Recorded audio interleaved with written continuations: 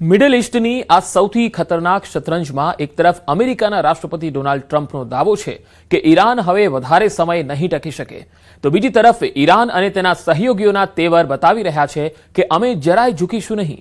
એક તરફ America મિસાઇલોના ખૂટતા stock વચ્ચે પણ પોતાની તાકાતનું અભિમાન દેખાડી રહ્યું છે, તો બીજી તરફ સાઉદી અરબ પર હુથીઓના હુમલા અને પાકિસ્તાન તુર્કી સાથેના નવા રક્ષા કરારે આખી બાજી પલટી નાખી છે.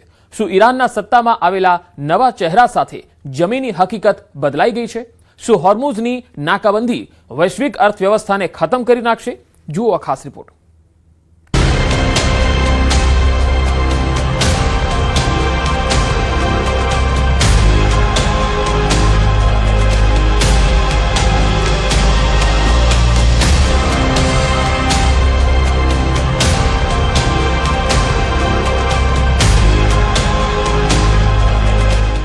ટ્રમ્પને લાગે છે કે ઈરાન નબળું પડી ગયું, જ્યારે કે ઈરાને ટ્રમ્પની એક પણ વાત નથી સાંભળી. ટ્રમ્પ વારંવાર કેમ કહી રહ્યા છે કે ઈરાન વધુ સમય ટકી શકશે નહીં, જ્યારે કે હોર્મુઝ હજુ પણ ઈરાનના નિયંત્રણમાં છે. ટ્રમ્પ વારંવાર ડેડલાઇન કેમ આપી રહ્યા છે, જ્યારે કે ઈરાને દરેક વખતે અમેરિકાની ડેડલાઇન માનવાનો ઇનકાર કર્યો છે. અમેરિકા પોતે માની રહ્યું છે કે કેટલીક મિસાઇલોનો સ્ટોક ખત્મ થઈ રહ્યો છે, છતાં ટ્રમ્પ કહી રહ્યા છે કે ઈરાન તૂટવા જઈ રહ્યું છે. વાસ્તવમાં કોણ નબળું પડી રહ્યું છે?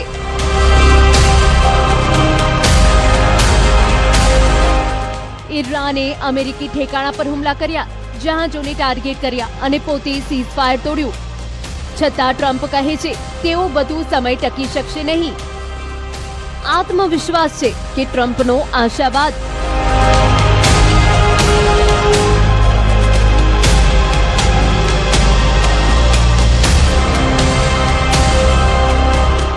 ટ્રમ્પનો આખો દાવો સૈન્ય દબાણ અને આર્થિક નુકસાન પર ટકેલો છે, પરંતુ ઈરાન આજે પણ હોર્મુઝને પોતાની રેડ લાઇન ગણાવી રહ્યું છે. તો દબાણ કામ કરી રહ્યું છે કે નહીં? જો ઈરાન ખરેખર થાકી ચૂક્યું છે તો તે પરમાણુ મુદ્દા પર છૂટછાટ કેમ નથી આપી રહ્યું?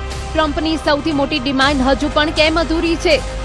ટ્રમ્પ કહે છે કે યુદ્ધ જલ્દી પૂરું થઈ જશે કારણ કે ઈરાન ટકી શકશે નહીં, પરંતુ ઇતિહાસ જોઈએ તો ઈરાને અગાઉ પણ લાંબા દબાણો સહન કર્યા છે.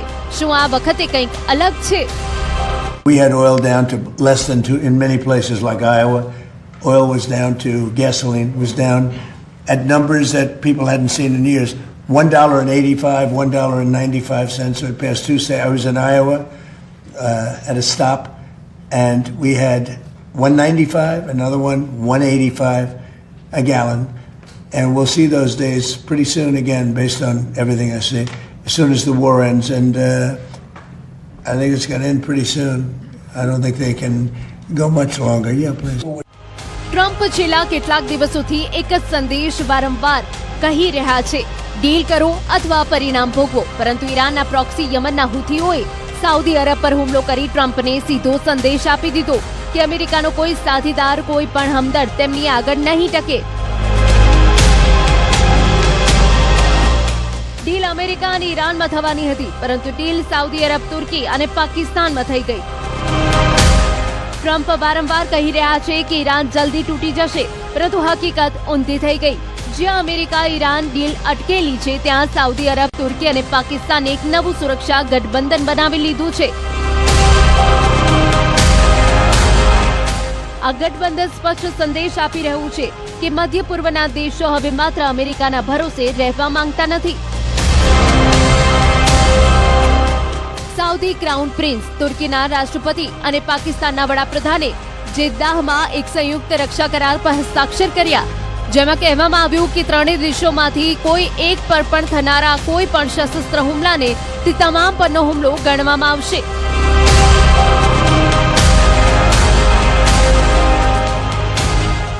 ઈરાનના પ્રોક્સી હુથીઓએ સાઉદી અરબ પર હુમલો કરી વધુ એક મોટો સંદેશ આપી દીધો. ટ્રમ્પની ધમકીઓ છતાં ઈરાન અને તેના સહયોગીઓ હજુ પણ મેદાનમાં એક્ટિવ છે.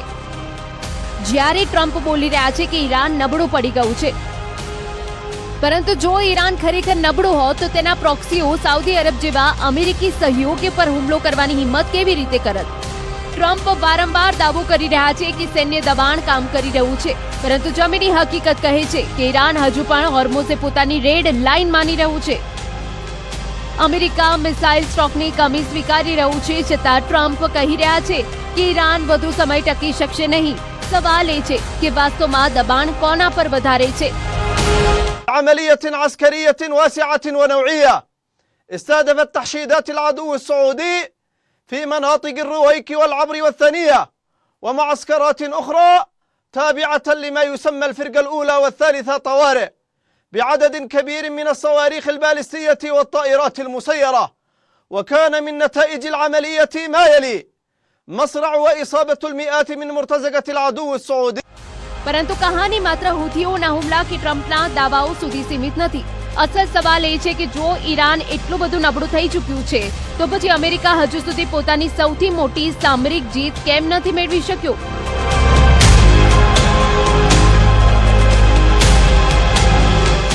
ટ્રમ્પની પહેલી માંગ હતી કે ઈરાનનો પરમાણુ કાર્યક્રમ પૂરી રીતે અટકાવવામાં આવે. બીજી માંગ હતી કે હોર્મુઝ પૂરી રીતે ખુલ્લું રહે.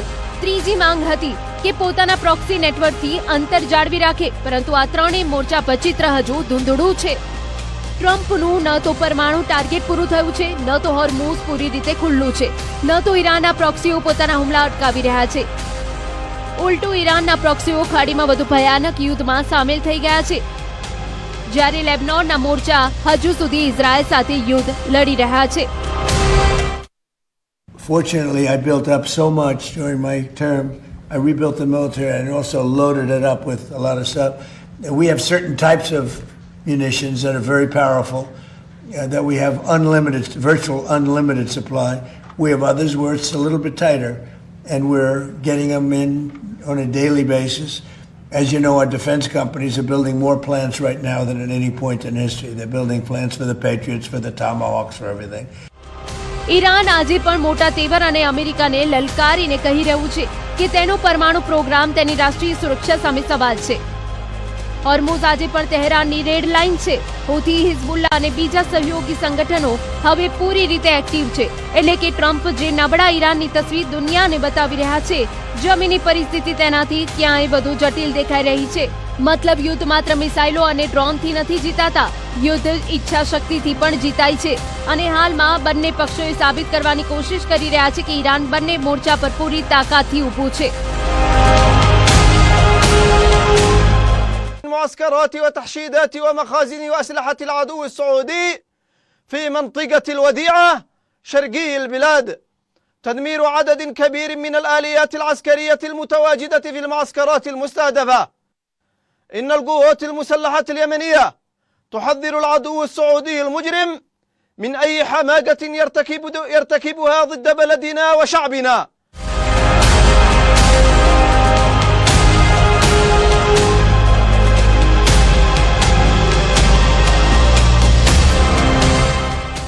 કારણ છે ટ્રમ્પના દરેક નિવેદન પછી એક નવો સવાલ ઊભો થઈ જાય છે. જો ઈરાન તૂટવા જઈ રહ્યું છે તો પછી દરેક વખતે નવી ડેડલાઇન કેમ? જો દબાણ કામ કરી રહ્યું છે તો પછી નવી ચેતવણીની જરૂર કેમ? અને જો જીત એટલી નજીક છે તો પછી અમેરિકાને સતત ભરોસો દુનિયાને કેમ અપાવવો પડી રહ્યો છે કે ઈરાન વધુ સમય ટકી શકશે નહીં? ક્યાંક એવું તો નથી કે આ નિવેદનો માત્ર ઈરાન માટે નહીં, પરંતુ અમેરિકી જનતા, તેલ બજાર અને સહયોગી દેશો માટે પણ આપવામાં આવી રહ્યા છે? કારણ કે યુદ્ધના મેદાનમાં જેટલી લડાઈ મિસાઇલોથી થાય છે, તેટલી લડાઈ મનોવિજ્ઞાનની પણ હોય છે. ટ્રમ્પ બોલી રહ્યા છે, ઈરાન થાકી ચૂક્યું છે, ઈરાન સ્પષ્ટ સંદેશ આપી ચૂક્યું છે, અમે ઝૂકીશું નહીં. બજાર સવાલ કરી રહ્યું છે કે હોર્મુઝ ખુલ્લું રહેશે કે નહીં, અને દુનિયા સવાલ પૂછી રહી છે, યુદ્ધ વધશે કે અટકશે? આ યુદ્ધમાં હજુ સૌથી મોટો ફ્લેશ પોઈન્ટ હોર્મુઝ જ બનેલું છે. દુનિયાના ઉર્જા વેપારની સૌથી મહત્વપૂર્ણ દરિયાઈ લાઇન, જ્યાં એક નાની ચિંગારી પણ વૈશ્વિક અર્થવ્યવસ્થાને હલાવી શકે છે. અને આ જ કારણ છે કે વોશિંગ્ટન, તેહરાન, રિયાદ, અંકારા અને ઇસ્લામાબાદ તમામની નજરો આગામી કેટલાક દિવસો પર ટકેલી છે. હાલમાં એક તસવીર સ્પષ્ટ છે કે ટ્રમ્પનો આત્મવિશ્વાસ અને ઈરાનનો પડકાર બંને પોતાની ચરમસીમા પર છે, પરંતુ જમીન પર પરિસ્થિતિ જણાવી રહી છે કે ન તો અમેરિકાને નિર્ણાયક જીત મળી છે અને ન તો ઈરાને હાર સ્વીકારી છે. આ જ કારણ છે કે પશ્ચિમ એશિયાની આ સૌથી ખતરનાક શતરંજમાં આગલી ચાલ કોની હશે તેના પર આખી દુનિયાની નજર ટકેલી છે. પરંતુ સસ્પેન્સ આના પર બનેલું છે કે આગળ શું થવાનું છે. નવી ડીલ, નવું સીઝ ફાયર, નવું મિલિટરી ઓપરેશન કે લાંબુ યુદ્ધ. પરંતુ પશ્ચિમ એશિયાની આ શતરંજમાં એક નવો ખેલાડી પણ છે અને તેનું નામ છે મુજતબા ખામેની. ઈરાનની સત્તામાં પરિવર્તન પછી વોશિંગ્ટનને આશા હતી કે કદાચ તહેરાનનું વલણ નરમ પડશે, પરંતુ શરૂઆતના સંકેતો કંઈક અલગ જ કહાની સંભળાવી રહ્યા છે. રિપોર્ટ મુજબ નવા સુપ્રીમ લીડર મુજતબા ખામેનીને ઈરાનના કટ્ટરપંથીઓ અને રિવોલ્યુશનરી ગાર્ડના મજબૂત સમર્થન સાથે સત્તા મળી છે. ઈરાન જે રીતે પોતાના તેવર બતાવી રહ્યો છે તેનો મતલબ સ્પષ્ટ છે, સત્તા બદલાય, નીતિ નહીં. ઉપરથી ઈરાનના રિવોલ્યુશનરી ગાર્ડનો પ્રભાવ વધુ વધી ગયો છે. પરમાણુ કાર્યક્રમ પર ઈરાનનું વલણ અત્યંત સખત છે અને હોર્મુઝ પર ડીલની સીમાઓને ઈરાને પહેલા કરતા વધારે મોટી કરી દીધી છે.